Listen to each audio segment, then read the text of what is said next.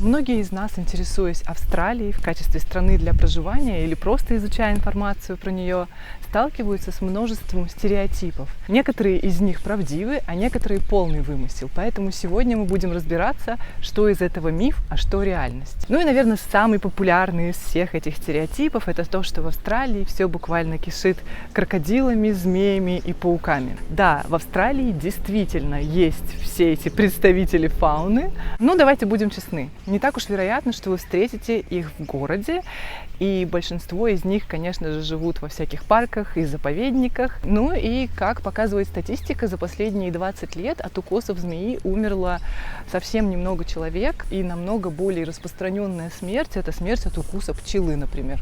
Второй миф — это то, что Австралия — это один сплошной пляж, здесь всегда очень жарко, и люди ходят в шортах и майках круглый год. Да, пляжи в Австралии действительно есть, и они невероятно красивые. Но люди такие же, как и везде, у них есть работа, учеба, семья, какие-то обязанности. И не всегда, на самом деле, получается так много времени проводить на пляже, как, может быть, и хотелось бы. И, кстати говоря, здесь не всегда так уж и жарко, потому что в стране тоже есть зима, в стране много климатических зон. Очень часто в холодные месяцы, например, в июле, люди ходят в шапках, свитерах, куртках.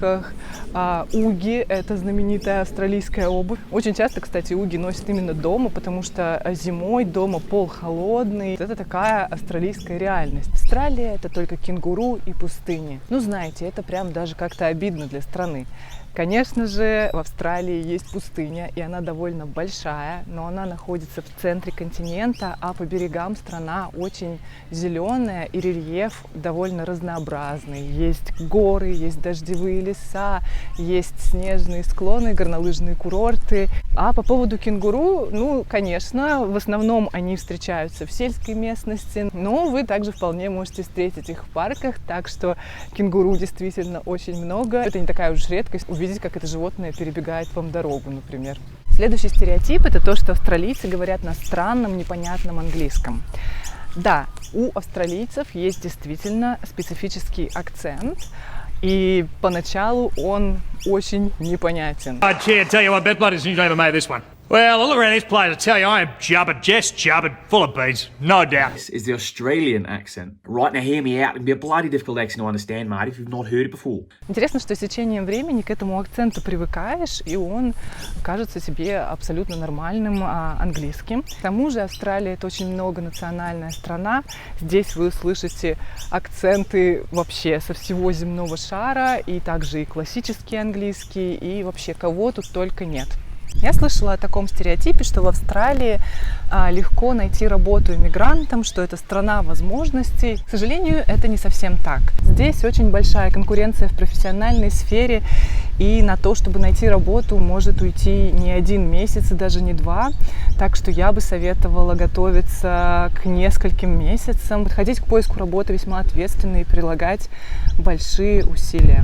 Очень популярно такое мнение, что когда подростки достигают возраста 18 лет, то родители буквально выпинывают их из дома. Дескать, пора зарабатывать самому и жить самому. Знаете, здесь как бы и да, и нет. С одной стороны, дети в очень молодом возрасте могут начинать работать, например, в каких-то кафе, таких как Макдональдс, KFC, Subway. То есть это принято вот так вот зарабатывать себе деньги на какие-то карманные расходы, на машину, на обучение. Но я бы не сказала, что детей вот так прям стремятся выпнуть из дома в 18 лет.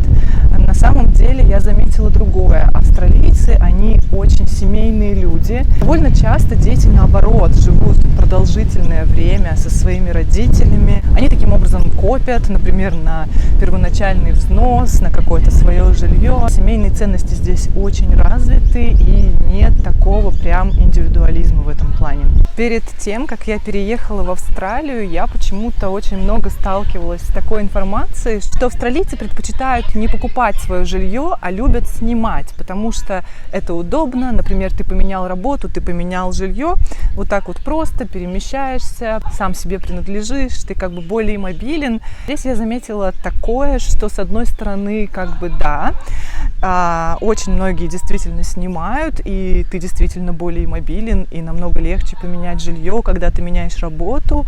Но я бы не сказала, что это все является причинами для того, почему люди не покупают свое жилье.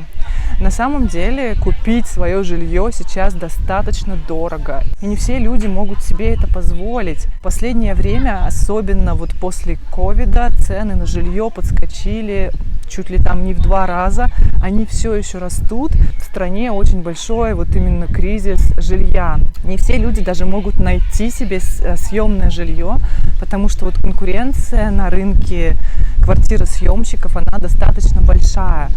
А конкуренция на рынке тех, кто хочет купить жилье, она, конечно же, не так высока.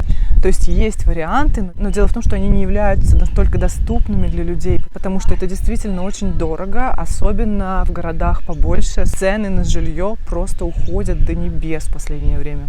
Вот такие стереотипы про Австралию я хотела сегодня разобрать. Пожалуйста, дайте знать в комментариях, если вы слышали какие-то еще мифы. Обязательно все с вами обсудим. Также дайте знать, если вы слышали что-то интересненькое и про другие страны.